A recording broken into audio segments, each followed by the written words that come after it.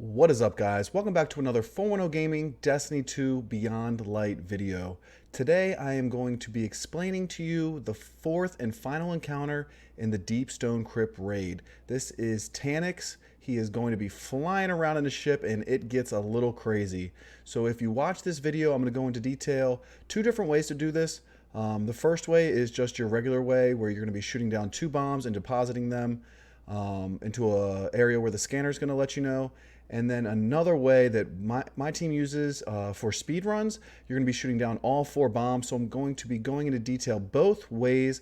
I think the second way is a little bit better, but let's just jump right in so I can explain this to you. And I hope this video helps you out. Please, if it does, like, subscribe, and hit the bell for more 410 Gaming Destiny 2 content. Let's get started.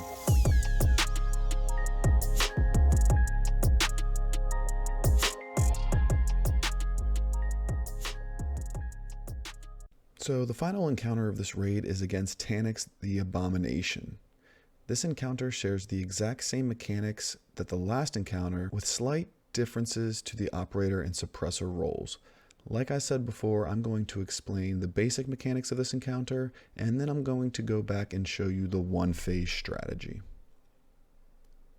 The operator in this encounter will be shooting the detention sphere, which is a purple bubble that will trap one of your core runners. When the detention sphere is shot, it will go away. If it isn't shot, it will kill whoever is trapped inside. It's very important you shoot this as quickly as possible if you are the operator. The scanner will check all the deposit bins around the area and look for the two that are glowing yellow and call them out to your team.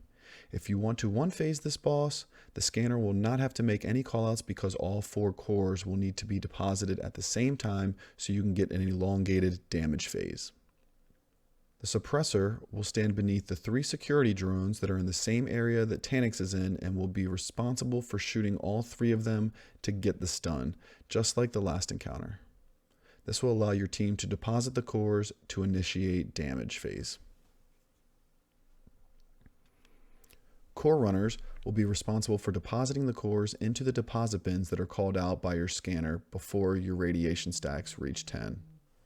If your radiation stacks reach 10, your core runner will die and the core will need to be picked up immediately and taken to the deposit bin before a wipe mechanic is initiated. The map in this encounter is split into three sections: home, blue, and orange. Each section of the map will have two deposit bins like the last encounter, one to the left and one to the right, along with three security drones. When you start this encounter, adds will spawn into the map and will need to be killed as quickly as possible to spawn the augment vandals. One augment vandal will spawn in each section of the map. The operator will spawn at home, the scanner in blue, and the suppressor in orange. In the two-bomb strategy, the scanner will need to run around each section and call out which bins are glowing. These glowing bins are where your teammates will need to deposit the cores. The callouts are usually the colors of the area followed by left or right. Orange left, orange right, blue left, blue right, home left, or home right. Like I said before, if you are going for the one-phase strat, the scanner will default to helping run cores to the bins, as all cores will need to be deposited at the same time. We label these bins for the one phase 1, 2, 3, and 4, going from left to right, exiting the area where Taniks was just stunned. So if his cores were shot down on orange, home left would be 1, home right would be 2, blue left would be 3, and blue right would be 4. It is best to designate which players will be going to which number before you start the encounter. After all augments are picked up, Taniks will move to one of the three areas on the map and expose his thrusters. They will need to be shot down as quickly as possible to drop the nuclear cores. During this time, Taniks will do a meteor attack where purple beams will come down onto the map and kill anybody that is caught inside. You will need to move quickly to shoot his thrusters out and stay out of the purple meteor attacks or you will die. The core holders will have to pick up the nuclear cores before a white mechanic is enabled and start running them to the designated deposit bins. You have about 10 seconds to pick up these nuclear cores before they explode. core holders will get the radiation debuff that was similar to the last encounter that will kill them at 10 stacks, so your teammates will have to be ready to swap the cores to avoid this. While running your cores to your designated bins, you will be detained by a purple sphere which will need to be shot by the operator in order to continue. The operator should not be responsible for carrying a core and should not get close to the core runners because they could get trapped inside the detention sphere. The suppressor will immediately need to stand under each of the security drones in the designated area, shooting Taniks to stun him. Once all three are activated, Taniks will be stunned and core runners will be able to deposit their nuclear cores into the predetermined deposit bins.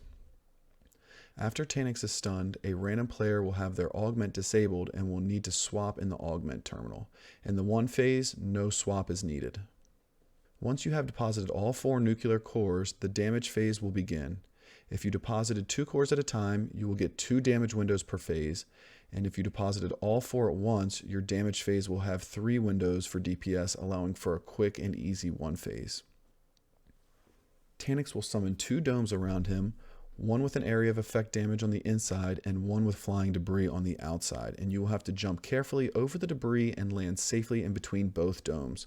Landing too far forward or too far back will kill you and can ruin the damage phase. Also, make sure you don't bump into your teammates because that can push them forward into the area of effect damage and kill them. Once you jump in, a warlock will drop a well and you will start damaging the boss. After a certain period of time, he will knock your entire team back out of the domes and you will have to carefully jump back in and start dealing more damage. Like I said before, if you deposited 2 cores at a time, you will get 2 damage windows, and if you deposited all 4 cores, you will get 3 damage windows. Having one person with a divinity and the rest of your fire team using anarchy and double slug shotguns, you can easily deal enough damage to quickly 1-phase the boss. If you don't have anarchy, xenophage is a great substitution. If you do not get the 1 phase, you will need to rinse and repeat until you get him to 15% health, where he will go into a final stand. During the final stand, he will move around the map to one of the 3 sections and you will have to finish him before he wipes the team. Once he's dead, you can go grab that sweet raid loot that you deserve. Alright guys, thank you so much again for watching this video. I hope that it's helped you get through this encounter. I hope you got that sweet raid loot. And like I said before, if you did find this video helpful, please like, subscribe, hit the bell for more notifications. You can find us on Instagram, 410 Gaming, 410V Dutch, and we will have more YouTube videos coming at you every week from here until the end of the season and hopefully after that. So we'll catch you guys later. Peace.